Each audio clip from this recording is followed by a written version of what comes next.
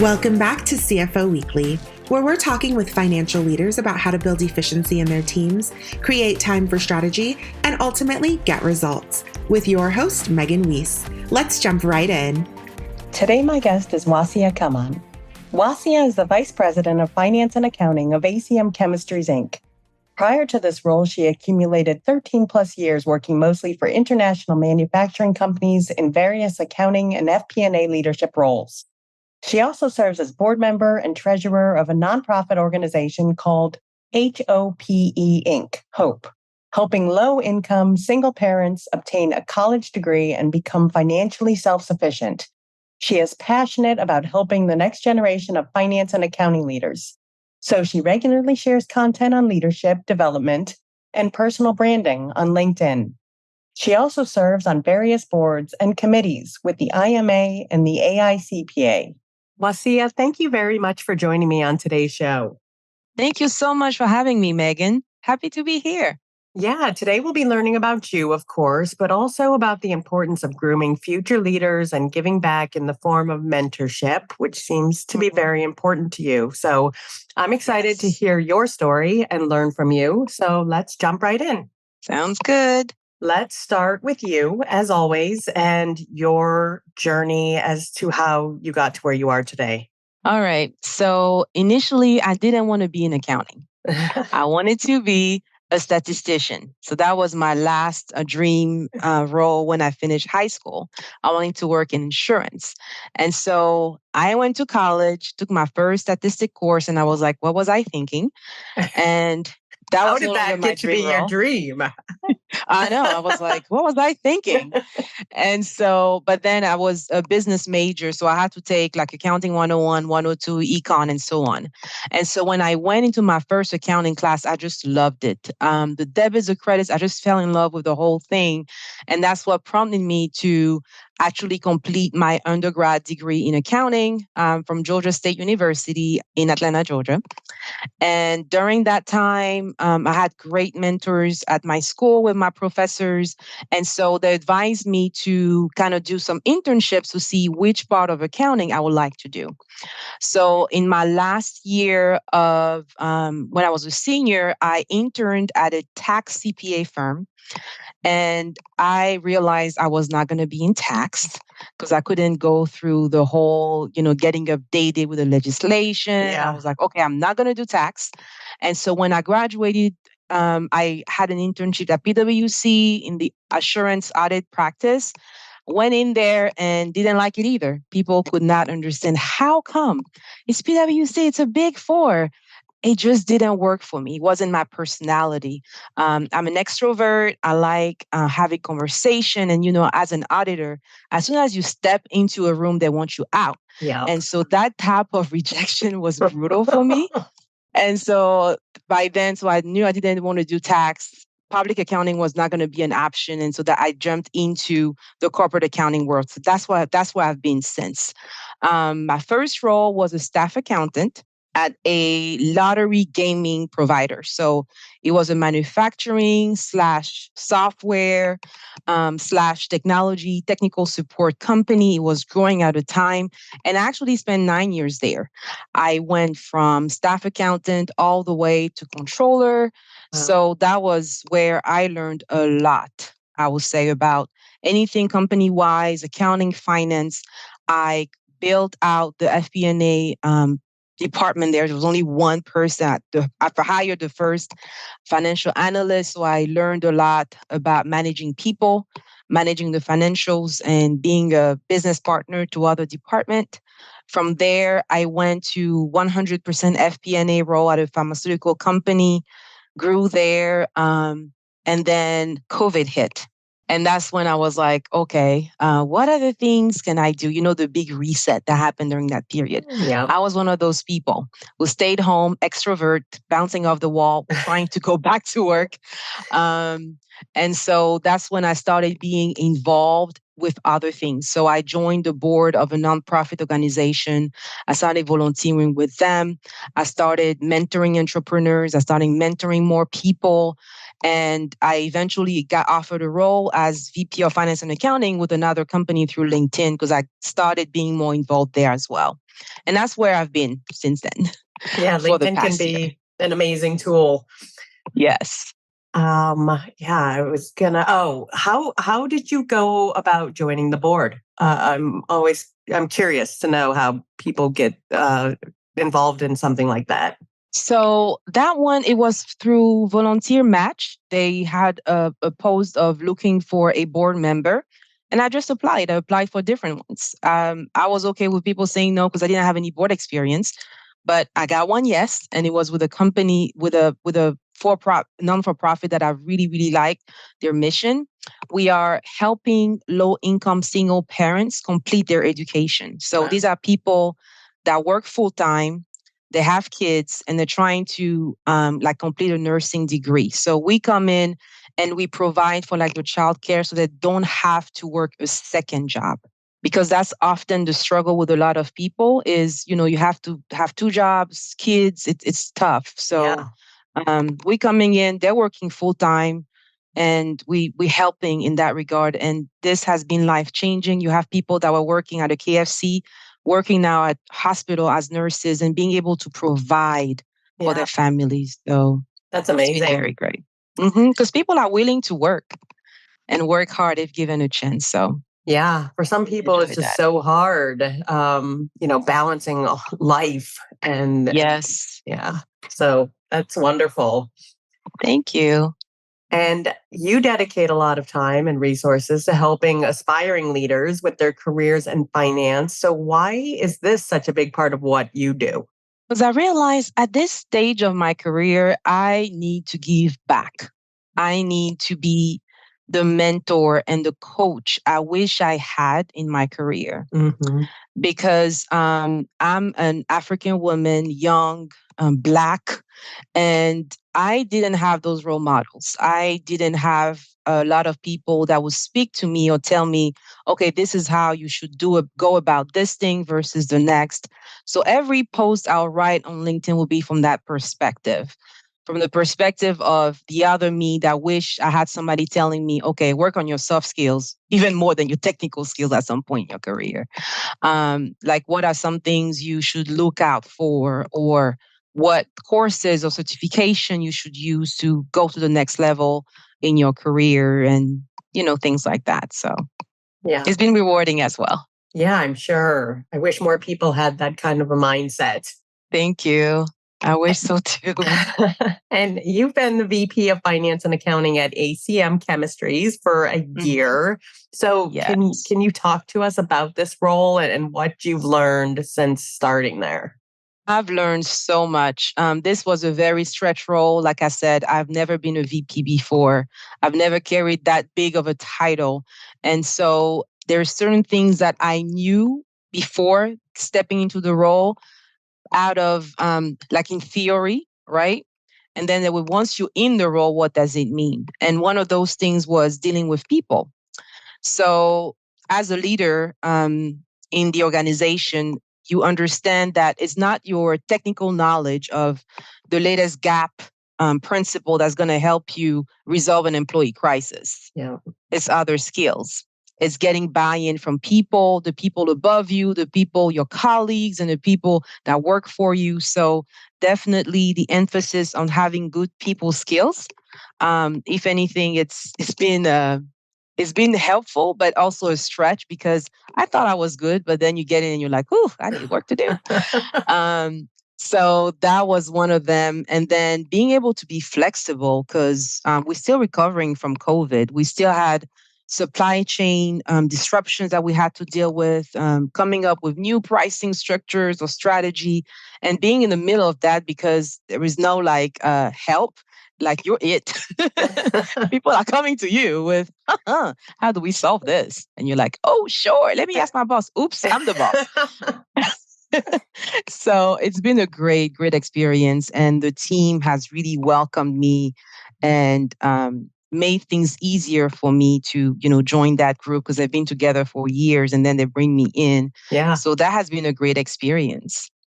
So coming in as part of senior management for a team that's been together for years, how was that? How did you gain their trust and how did you integrate yourself? I think it's really the fact that I was always open and willing to be vulnerable, willing to say, I don't know, but also willing to speak up if I didn't agree with something they've been doing for years. And doing so in a way that's not rude or disrespectful, but trying to understand, what's the history? Why are we doing it this way? So there we're always from the standpoint of I'm trying to learn, I'm trying to understand.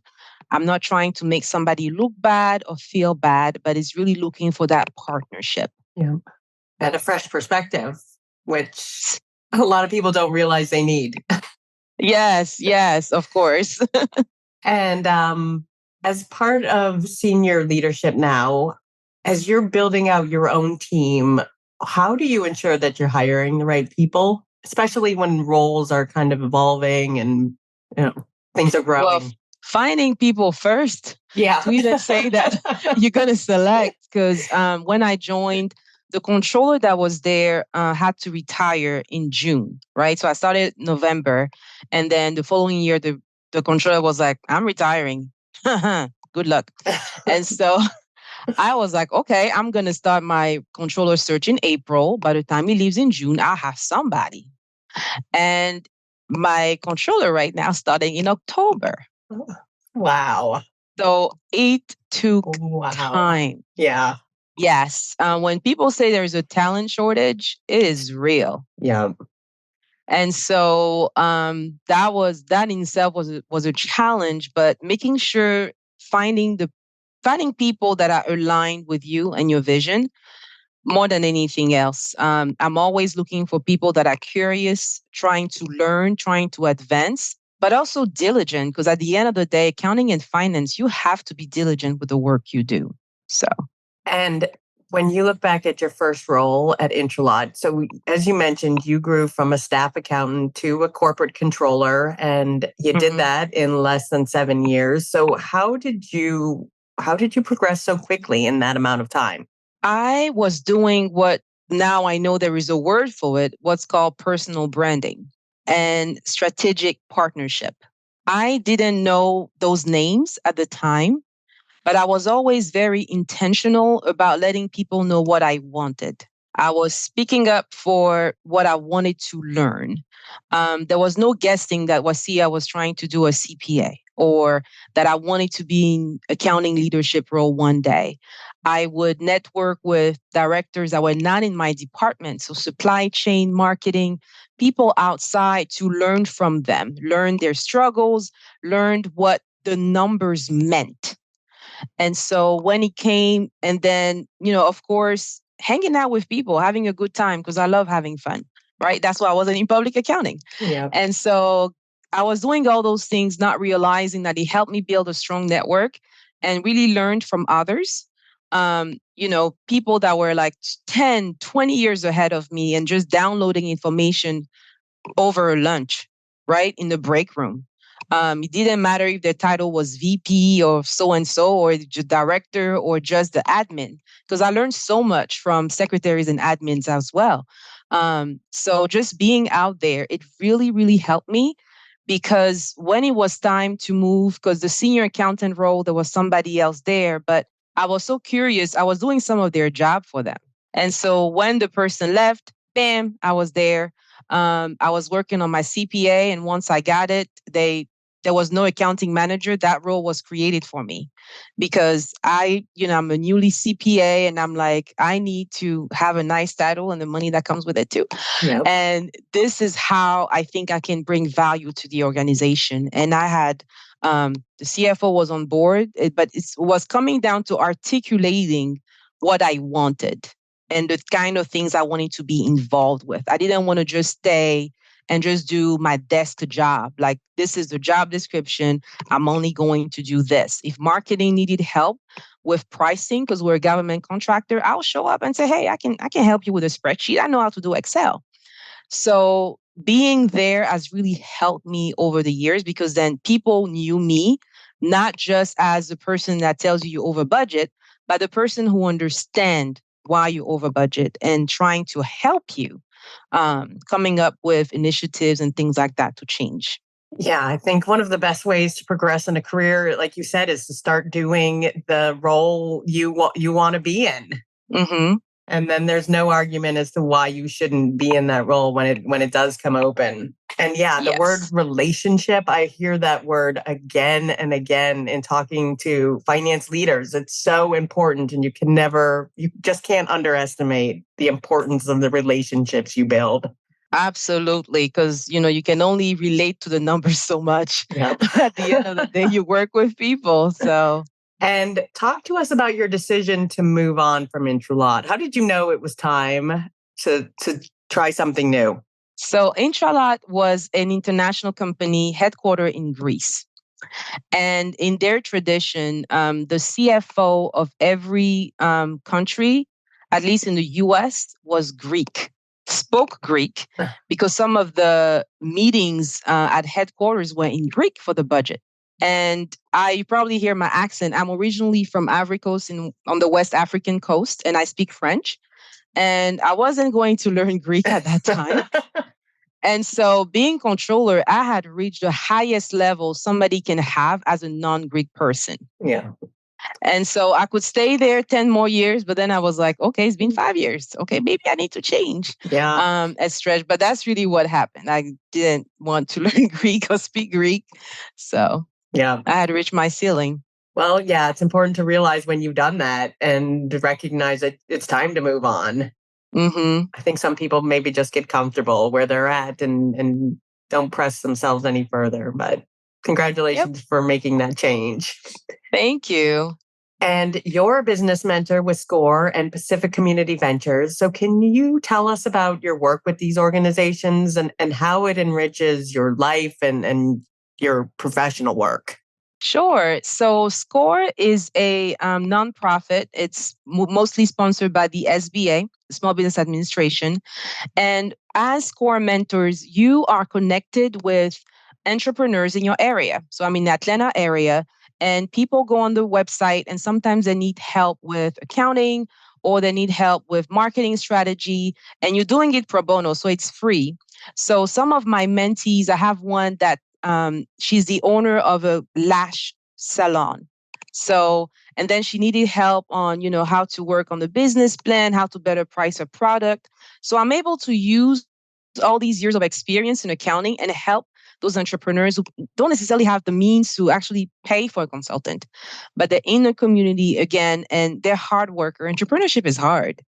Yeah. So being able to bring that knowledge and see them succeed, and it's been very enriching for me. And you regularly post career insights on LinkedIn to help aspiring finance and accounting leaders. So why is it important for you to engage with your followers in the LinkedIn community in this way? I have learned a lot from LinkedIn. That's one. I have been able to partner with other folks that are going through the same thing in finance and accounting, especially ladies, because there's not a lot of us in accounting and finance. So I've enjoyed the network and understanding, okay, how do you do it here versus there? And like I said, I've been posting from that perspective of the boss that I wanted to be, I wanted to have, or the coach or the career that I wanted to have. And I realized that there's a lot of things that I was doing, like I said, the personal branding, the speaking up, the networking, that to me it became easier for me, obvious for me, but it's not necessarily for others. So they look at my LinkedIn, and I got that a lot. It's like, how did you all these things so fast, so quickly? And so I feel like, okay, I need to let people know, help others accelerate their careers, because I know how it can be frustrating that you want to do the work, but you don't know how to go about it. Like, you want to have an impact, make an impact in your organization, but you're not necessarily making the right investments or right moves about it. So I actually starting a career strategy agency to help fast track, finance and accounting careers. A lot of it has to do with your soft skills, your personal branding, knowing how you network inside and outside your organization as well. It gives you leverage as well as you go. But it's been very rewarding, and I just like this type of things. Like I said, since COVID, reassessing all the things that really bring you joy and living to the fullest. That has been my motto since then. So sounds like you found a lot of meaningful ways to spend your time. yes. And I think you mentioned that you use LinkedIn to find the role at ACM Chemistries. So how did you leverage LinkedIn to do that? So first, I optimized my profile. So a lot of people don't realize that recruiters, they use some features of LinkedIn, especially Sales Navigator, to look for roles. Okay. So a client goes to them and they say they want somebody with full P&L experience. Maybe on your LinkedIn profile, you said, handle the whole financial statement. Well, didn't use the term full P&L. Mm-hmm.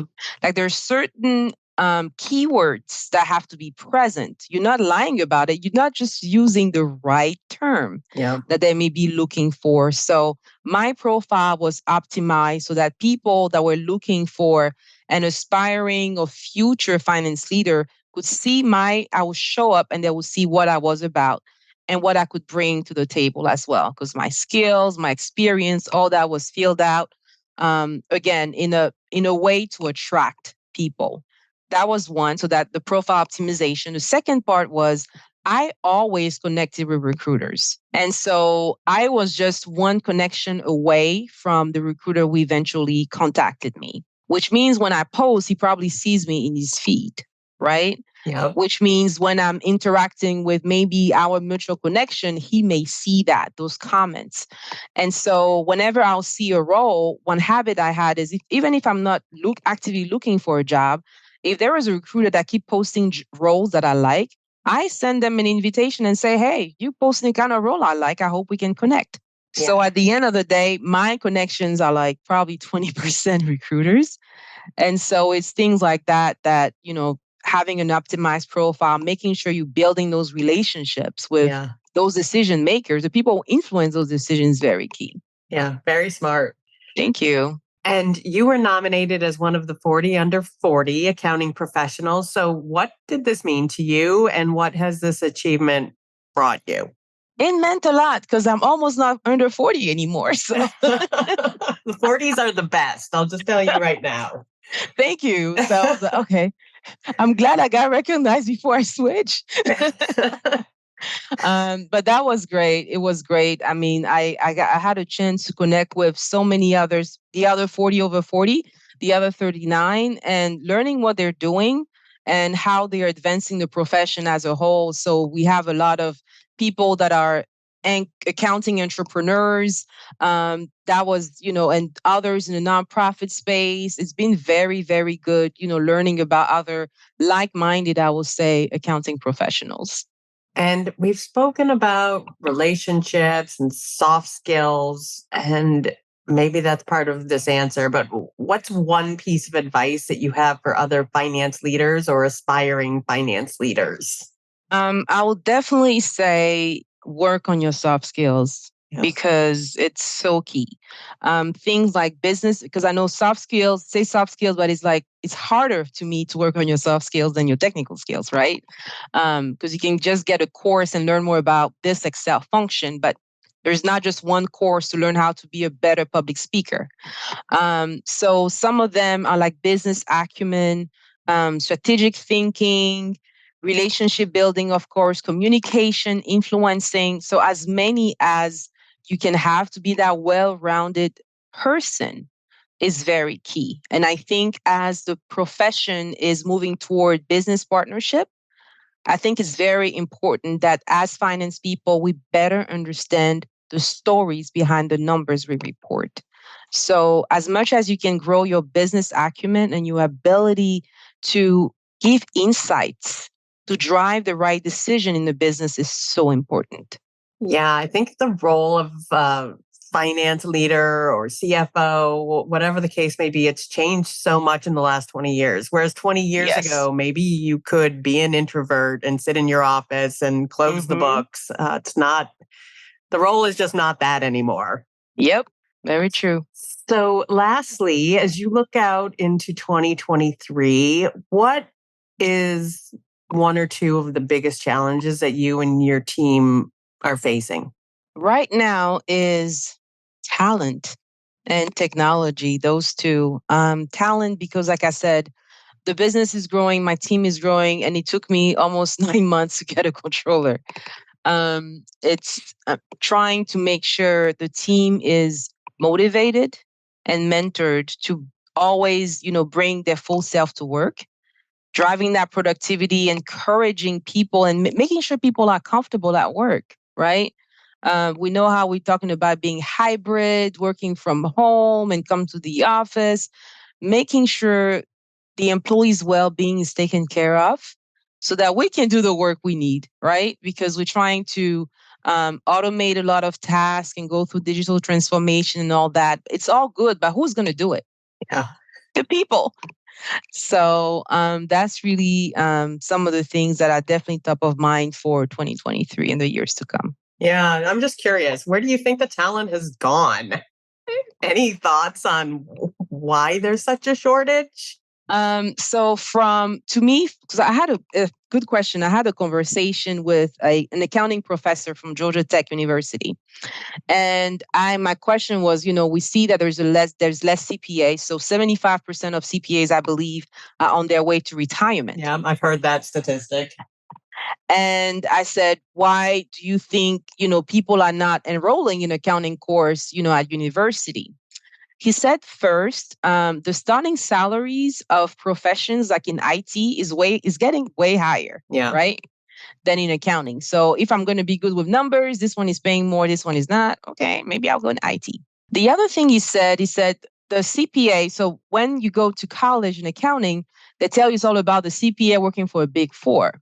Now, the Big Four and public accounting have bad rep, right? Because it's like, I don't want to work all these hours.